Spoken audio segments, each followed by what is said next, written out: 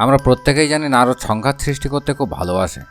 তার এই সংঘাতের পিছনের কারণ কী সেগুলো আমরা আজকের এই ব্যাখ্যায় জানার চেষ্টা করব। আসলে নারদ হলো সময়ের ভিতর দিয়ে চলা এক চেতনা। যেখানে সৃষ্টি বাধা পায় সেখানে গতি আনার জন্য তিনি সংঘাত সৃষ্টি করেন। যেখানে মানুষের মন বিভ্রান্ত তিনি সেখানে বোধের আলো জ্বালান। ব্রহ্মার মানসপুত্র হয়েও তিনি মুক্তির পথ বেছে নিয়েছিলেন এবং সেই নির্বাচনই তাকে করেছিল অনন্ত যুগের পথপ্রদর্শক। নারদের যাত্রা মানে অহংকার থেকে বিনয়ে, অন্ধবিশ্বাস থেকে ভক্তিতে এবং বিভেদের মাঝেও ঐক্যের অনুসন্ধানে এক চিরন্তন অভিযান।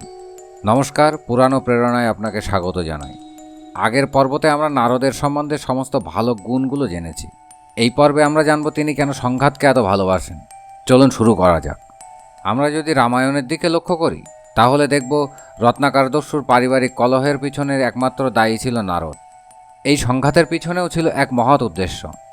রত্নাকর দস্যু যদি দস্যুবৃত্তি না ছাড়ত তাহলে বাল্মীকি ঋষি তৈরি হতো না।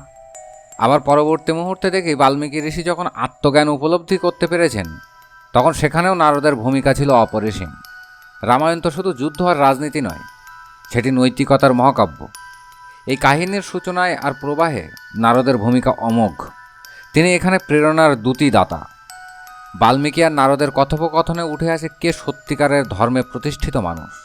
আর সেখানেই নারদ রামের কথা বলেন, তার আদর্শের কথা বলেন, তার ত্যাগের বৃত্তান্ত দেন। বাল্মীকির মনে জন্ম নেয় এক নতুন সৃজন শক্তি, আর রচিত হয় রামায়ণ। তিনি মহান গল্প আর নীতিশাস্ত্র প্রসারিত করেন। তিনি সময়ে সময়ে অহংকারী সত্তাগুলোকে নত করেন। আবার কন্ট্রোভার্সিয়াল হলেও রাবণের অহংকারের কাহিনীতেও নারদের উপস্থিতি আছে। কারণ রাম যখন বনবাসে এক ধারাতে চলছিল তখন নারদ রাবণকে সীতার সৌন্দর্যের কথা বলে অনিচ্ছায় অহংকারকে উস্কে দেন। ফলে ঘটে সীতাহরণ। তারই ফলশ্রুতি হলো রাবণ বধ। আসলে কখনো কখনো বিপর্যয়ই হলো ঈশ্বরের পরিকল্পনা, যা শেষমেশ ন্যায় প্রতিষ্ঠার পথ তৈরি করে। যে ঘটনাগুলো হয়তো আরও দেরিতে ঘটত সেগুলোকে ত্বরান্বিত করার কাজই হলো নারদের। মহাভারতেও আমরা নারদের উপস্থিতি দেখতে পাই। মহাভারত ধর্ম, নীতি আর মানবিকতার সংঘাতের কাব্য। এখানে নারদের উপস্থিতি আর ভূমিকা হলো নীতির শিক্ষক আর কূটনীতির দিশারি। বনবাসে ক্লান্ত যুধিষ্ঠিরের কাছে এসে তিনি বললেন, ধর্ম মানে শুধু নিয়ম নয়, বোধোদয়েরও দরকার। রাজা মানে শুধু ক্ষমতা নয়, দায়িত্ব দরকার। এই উপদেশ পাণ্ডবদের মনে নতুন শক্তি যোগায়। তিনি আরও একবার পাণ্ডবদের কাছে এসেছিলেন। সেবার সুন্দ আর উপসুন্দ নামে দুই অসুর ভাইয়ের গল্প করেছিলেন। তারা এক নারীর জন্য একে অপরকে হত্যা করেছিল। এই গল্প শুনিয়ে নারদ পাণ্ডবদের সতর্ক করেছিলেন দ্রৌপদীকে নিয়ে সম্ভাব্য বিভেদের বিষয়ে। ফলস্বরূপ স্থাপিত হয় সেই নীতি নির্ভর যৌথতা, যা মহাভারতের মূল ভারসাম্য রক্ষা করেছিল। আর এই ঘটনাগুলো আমাদেরকে এটা শেখায়, ন্যায়ের মূল শিকড় জন্মে হলো জ্ঞানে, আর জ্ঞানের শুরু হয় হলো আত্মনিয়ন্ত্রণে। পৌরাণিক কাহিনীতেও নারদের উপস্থিতি কিন্তু কম নয়। ভাগবত পুরাণে নারদকে দেখা যায় ভক্তির গুরু হিসাবে। পুরাণে তার ভূমিকা হলো ঈশ্বর প্রেমের প্রচারক। কয়াধু ছিলেন হিরণ্যকশিপুর গর্ভবতী স্ত্রী। তাকে তিনি উপদেশ দেন ভক্তির জন্য, আর এই উপদেশগুলোই গর্ভস্থ প্রহ্লাদের অন্তরে পৌঁছে যায়। প্রহ্লাদ পরে বিষ্ণুর সর্বোচ্চ ভক্ত হিসাবে জন্ম নেন, আর তার ভক্তিই হলো হিরণ্যকশিপুর পতনের কারণ।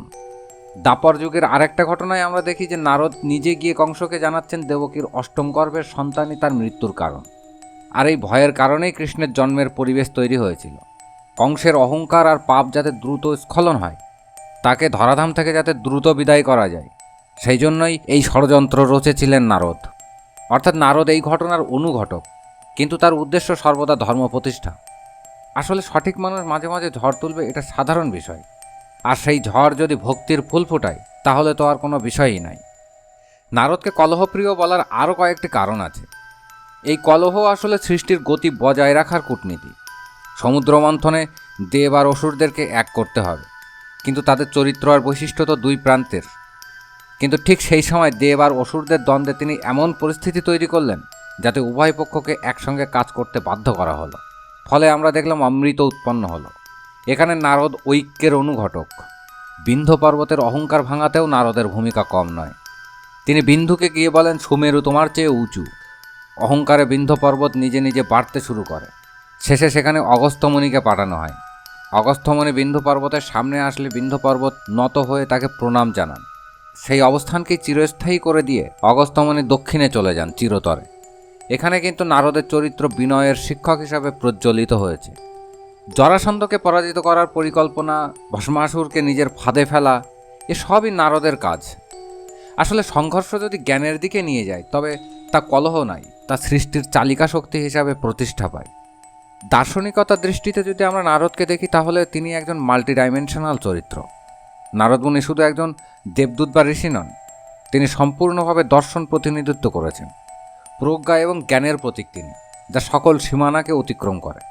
অন্যদিকে সেবা আর দায়বদ্ধতার প্রতীক হয়ে চিরতরে নিজেকে প্রতিষ্ঠা করেছে, যা ক্রমাগত অন্যদের উন্নতির কাজ করে।